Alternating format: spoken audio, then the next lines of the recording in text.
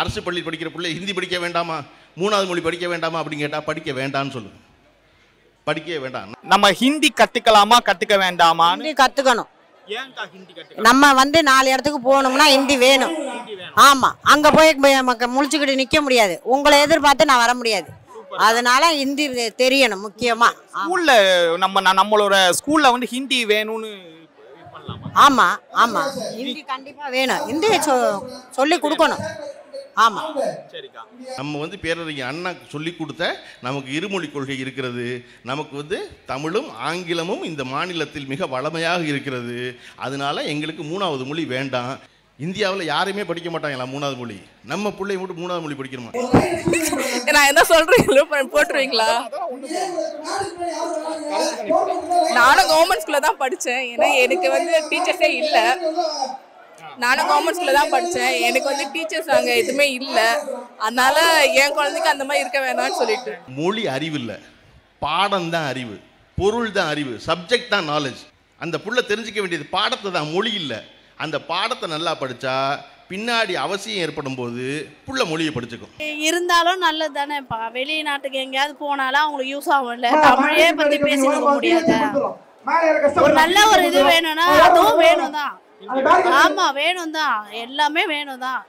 ஒரு இடத்துக்கு போறோம்னா எல்லா மொழியும் வேணும் தான். நமக்கு கவர்மெண்ட் மொழி முக்கியம்னா இதுவும் நமக்கு தேவைதான். பிரைவேட் கவர்மெண்ட் ஸ்கூல்லயும் இதெல்லாம் கொண்டு வராங்களே, இங்கிலீஷ் மீடியம்லாம் வருதுல்ல, அப்போ இதையும் தான் வர வைப்பாங்க. இப்போ இங்கிலீஷ் மீடியம் இல்லாம தானே இருந்தது, இப்போ வருதுல்ல.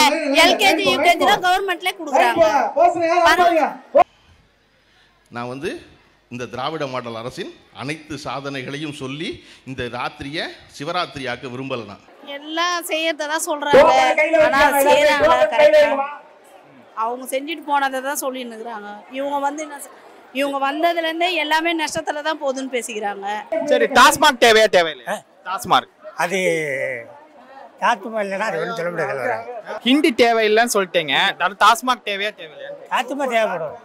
எனக்கு டாஸ்மாக் வேணுமா ஹிந்தி வேணுமா? ஹிந்தி வேணாம், டாஸ்மாக் வேணும். ஆமா. 100 வருஷத்துக்கு முன்னாடி கொண்டு போய் சின்ன பள்ளிக்கூடத்தில் விட்ட பொழுது நமக்கு படிப்பு 2 தான். என்ன பாடம்? ஒன்று தமிழ், கீழே மண்ணை கொட்டி ஆனா ஆவனான்னு எழுதுறது.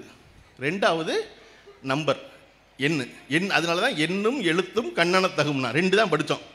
புள்ள 5வது வரையும் 12 வயசு வரைக்கும் நம்பரும் லெட்டர் தான் படிச்சிச்சு, மொழியும் எண்ணும் தான் படிச்சிச்சு. இது 2 தான் படிச்சு. அதுக்கப்புறம் 12 வயசுக்கு அப்புறம் மெதுவாக வரலாறு சொல்லிக் கொடுத்தோம். அப்புறம் புவியியல் சொல்லிக் கொடுத்தோம், ஜாகிரஃபி சொல்லிக் கொடுத்தோம். அப்புறம் பௌதிகம் சொல்லிக் கொடுத்தோம், இயற்பியல் சொல்லி கொஞ்சம் கொஞ்சமாக படித்தோம் சப்ஜெக்டாக. இன்றைக்கி என்ன பண்ணுறோம்? 5வது படிக்கிற பிள்ளைக்கே ஃபிசிக்ஸ் சொல்லிக் கொடுக்குறோம், கெமிஸ்ட்ரி சொல்லிக் கொடுக்குறோம், பாட்னி சொல்லிக் கொடுக்குறோம், ஜுவாலஜி சொல்லிக் கொடுக்குறோம், ஹிஸ்ட்ரி சொல்லிக் கொடுக்குறோம், சிவிக்ஸ் சொல்லிக் கொடுக்குறோம். எல்லாமே 5வது படிக்கிற பிள்ளைக்கே இருக்குது. கரெக்டாக? 5வது படிக்கிற பிள்ளைக்கு ஸ்பானிஷ் சொல்லிக் கொடுக்குறோமா, ஃப்ரெஞ்சு சொல்லிக் கொடுக்குறோமா, வங்காளம் சொல்லிக் கொடுக்குறோமா? ஏன்னா மொழி அறிவு இல்லை, பாடம் தான் அறிவு, பொருள் தான் அறிவு, சப்ஜெக்ட் தான் நாலேஜ், லாங்குவேஜ் நாலேஜ் கிடையாது. அதனால தான் இன்றைக்கி இந்த பட்ஜெட்டில் நம்ம வந்து ஆர்டிஃபிஷியல் இன்டெலிஜென்ஸ் சொல்லிக் கொடுக்க போகிறோங்கிறத பிரபாகர் ராஜா எம்எல்ஏ அவர்கள் பெருமையாக சொல்வதற்கான காரணம், நாங்கள் இன்னொரு பாடம் சொல்லிக் கொடுக்குறோம் பிள்ளைக்கு. அந்த புள்ள தெரிஞ்சிக்க வேண்டியது பாடத்தை தான், மொழி இல்லை. அந்த பாடத்தை நல்லா படித்தா பின்னாடி அவசியம் ஏற்படும் போது புள்ள மொழியை படிச்சுக்கும். இன்றைக்கி நம்ம வீட்டில் எல்லா பிள்ளைகளும் வெளிநாட்டுக்கு போயிருக்காங்களே, உலகம் பூரா வேறு இடத்துக்கு. அதெல்லாம் எப்படி பேசுகிறான்? அங்கே போனதுனால பேசுகிறான். அட ஒன்றுமே வேண்டாம். பீகார்லேருந்து இங்கே டேபிள் துடைக்க வந்தான்ல, அவங்ககிட்டலாம் நம்ம இந்தியா பேசுகிறோம், அவன் தானே தமிழ் பேசுகிறான். அவன் என்ன மும்மொழி கொள்கையில் அங்கே தமிழ் படிச்சுட்டு வந்தானா? தமிழ்நாட்டுக்கு போனால் நல்லா டேபிள் துடைக்கலாம், தமிழ் தெரிஞ்சான் துடைப்போம். நான் வந்தாவன் வழி இல்லை, பிழைக்க வந்தான், வந்த இடத்துல வேலை செஞ்சான், வேலை செஞ்ச இடத்துல அந்த மொழியை கற்றுக்கிட்டா தான் நம்மளை வச்சுருப்பாங்க தெரிஞ்சுக்கிட்டு அவன் இந்த மொழியை படித்தான். சரியா? அப்படி எவனுக்கு தேவையோ அப்போ அந்த மொழியை படிக்க போகிறோம். தேவையில்லாமல் நாங்கள் உங்கள் வீட்டு பிள்ளைகள் அரசு பள்ளி படிக்கிற பிள்ளை ஹிந்தி படிக்க வேண்டாமா, மூணாவது மொழி படிக்க வேண்டாமா அப்படின்னு கேட்டால் படிக்க வேண்டான்னு சொல்லுங்க. படிக்கவே வேண்டாம். நம்ம வந்து பேரறிஞர் அண்ணா சொல்லி கொடுத்த நமக்கு இருமொழி கொள்கை இருக்கிறது. நமக்கு வந்து தமிழும் ஆங்கிலமும் இந்த மாநிலத்தில் மிக வளமையாக இருக்கிறது. அதனால எங்களுக்கு மூணாவது மொழி வேண்டாம். வேணுங்கிறால் யார் வேணாலும் படிச்சுக்கலாம்.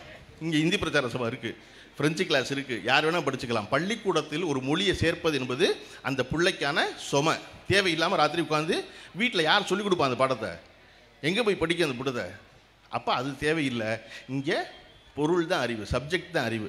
ஆர்டிஃபிஷியல் இன்டெலிஜென்ஸ் போல், டேட்டா சயின்ஸ் போல் அதை சொல்லிக் கொடுக்கறது தான் வழி. அதை சொல்லிக் கொடுப்பதற்கு தமிழ்நாடு அரசு இன்று தொடங்கலை. இந்த பழக்கம் எங்கேருந்து ஆரம்பிச்சிச்சு அப்படின்னா நீதி கட்சியிலிருந்து தொடங்குகிறது. நான் இந்த திராவிட மாடல் அரசின் அனைத்து சாதனைகளையும் சொல்லி இந்த ராத்திரியை சிவராத்திரியாக்க விரும்பலை. நான் இந்த ராத்திரி 9 மணிக்கு முடிச்சு வீட்டுக்கு போகணுன்னா நம்ம ஒரு சாதனையை பேசினா போதும். அதில் முக்கியமானது எல்லாருக்குமான கல்விங்கிறது.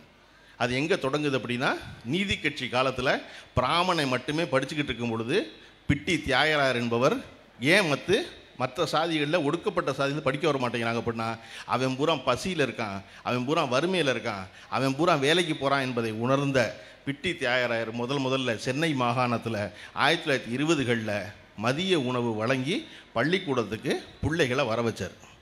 உலகத்திலேயே முதலில் படிக்க வந்தால் சாப்பாடு போடுவோன்னு சொன்ன முதல் மாகாணம் சென்னை மாகாணம் தான். அதை செஞ்சவர் பிட்டி தியாகராயர் தான் செஞ்சார். எப்படி இன்றைய முதல்வர் நம்முடைய தலைவர் திரு முத்துவேல் கருணாநிதி ஸ்டாலின் அவர்கள் காலை உணவு வழங்கிய பொழுது உலகமே உற்று பார்த்ததோ அதை போல கிட்டத்தட்ட 100 ஆண்டுகளுக்கு முன்னால் நீதி கட்சியை சேர்ந்த பிட்டி தியாகராயர் மதிய உணவு வழங்கிய போது உலகமே உற்று பார்த்தது. என்னது மெட்ராஸ் ஸ்டேட்டில் மத்தியான சாப்பாடு போட்டு பள்ளிக்கூடம் நடத்துகிறாங்களா அப்படின்னு. அதுதான் பின்னாளில் பெரியாரால் ஊக்குவிக்கப்பட்டது. பெரியார் கல்வி என்பது ஒடுக்கப்பட்டவரை போல பெண்களுக்கும் மிக முக்கியம்னு பேசின ஒருத்தர் பெரியார். இன்றைக்கி பெரியாரை சீமானில் தொடங்கி ராஜாவிலிருந்து அண்ணாமலை வரை யாருக்கும் பிடிக்க மாட்டேங்குது. ஏன்? சாமி கும்பிடாதுன்னு சொன்னதுனாலயா? இல்லை, பொம்பளை பிள்ளைகளை படிக்க சொன்னதுனால, பொம்பளை பிள்ளைகளை சமமாக நடத்துன்னு சொன்னதுனால, பொம்பளை பிள்ளைகள் சொத்தில் பங்கு விடுன்னு சொன்னதுனால, இதையெல்லாம் சொன்ன கிழவன் பெரியார். அதனால வேண்டாம் பெரியார் அப்படின்ற பெரியார் தான் திருப்பி அதை வலியுறுத்துறாரு. பின்னாளில் அதையே அண்ணா வலியுறுத்துகிறார். பொய்ச்சிரிப்பும் புரட்டும் உலகம் நிலவும் உலகில் நம் வாழ்க்கை பாதை நேராக இருக்க வேண்டுமெனில் கல்வியை தவிர வேறு வழி இல்லை, கல்வியை தவிர வேறு கதி இல்லைங்கிறார் அண்ணா. அண்ணாவின் தொடர்ச்சியாக வந்த கலைஞர் அதை அழுத்தி பிடித்துக் கொள்கிறார். 1975 கலைஞர் மதுரை அமெரிக்கன் கல்லூரியில் தமிழ் மன்றத்துக்கு பேச்சாளராக போகிறார். அவருடைய துவக்க விழாவுக்கு முதலமைச்சர் கலைஞரோடு உடனிருப்பவர் அன்றைய மின்துறை அமைச்சர் ஓபி ராமன் அவர்கள். ஓபி ராமன் ஒரு பெரிய வழக்கறிஞர், அவருக்கு கூட போகிறாரு.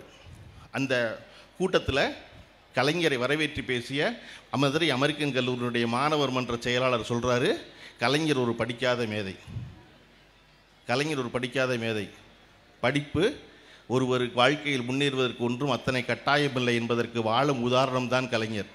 அவர் அடைந்திருக்க உயரம் அளவிட முடியாதது அப்படின்னு சொல்லி கண்ணதாசனுடைய ஒரு பாட்டை உதாரணமாக சொல்கிறாரு. வாழை மரம் படித்ததில்லை, கனி கொடுக்க மறந்ததா, வான்முகிலும் கற்றதில்லை, மழை பொழிய மறந்ததா, கற்றதினால் அறிவு பெற்றோர் 1000 உண்டு, பாடம் படிக்காத மேதைகளும் பாரினில் உண்டு அப்படின்னு பாட்டை சொல்லி கலைஞரை கொண்டாடி பாராட்டுறாரு. கலைஞர் பேச வரும்போது சொல்கிறாரு, தம்பி என் மேல் கொண்ட அன்பின் காரணமாக படிக்காத என்னை உயர்த்தி பேசினார், பேசக்கூடாது. உங்களுக்கு யார் தெரியுமா உதாரணம்? யாரை போல நீங்கள் வரணும் தெரியுமா? இந்த உட்கார்ந்துருக்காரு அமைச்சர் ஓபி ராமன், அவரை போல வரணும். அவர் இந்த கல்லூரியின் முன்னாள் மாணவர், அவர் மாநிலத்தில் அதிக மதிப்பெண் பெற்று வெற்றி பெற்றவர், அவர் இந்த மாநிலம் புகழும் வழக்கறிஞர், தன்னுடைய கல்வியின் காரணமாக இன்று அமைச்சரவை அலங்கரித்துக் கொண்டிருக்கிறார். ஓபி ராமனை போலத்தான் நீங்கள் வரணுமே ஒழிய ஓபி ராமனை தான் வழிகாட்டி எடுத்துக்கணும் ஒழிய என்ன எடுத்துக்காதீங்க. ஏன்னான்னு சொல்கிறாரு, விதி விலக்கு வழிகாட்டி ஆகாதுங்கிறார் கலைஞர். விதி விலக்கு வழிகாட்டி ஆகாது, அதை வச்சுக்காது அப்படின்னு. அதை வச்சுக்கக்கூடாது. ஒரு தலைவன் சொல்லணும்ல, தன்னை புகழ்ந்தா பிடிக்கும்ல, ஆமாம் நான்லாம் படிக்காமல் பிரமாதமாக வந்தவன் ஓபி ராமனுக்கு மேலே நான் தானே சொல்லணும். ஆனால் சொல்லாமல் நீ யாரை வச்சுக்கணும்னா யார் படித்திருக்கிறாரோ அவரை உதாரணமாக கொள், என்னை உதாரணமாக கொள்ளாதுன்னு சொன்ன தலைவர் இருக்கார் இல்லையா, அந்த தலைவரின் வழியாகத்தான் 1922 ஜூன் மாதம் 13ஆம் தேதி நம்ம திருவள்ளூர் மாவட்டத்தில் எண்ணும் எழுத்துங்கிற திட்டத்தை துவங்கி வச்ச நம்முடைய முதல்வர் ஸ்டாலின் அவர்கள் சொன்னார்,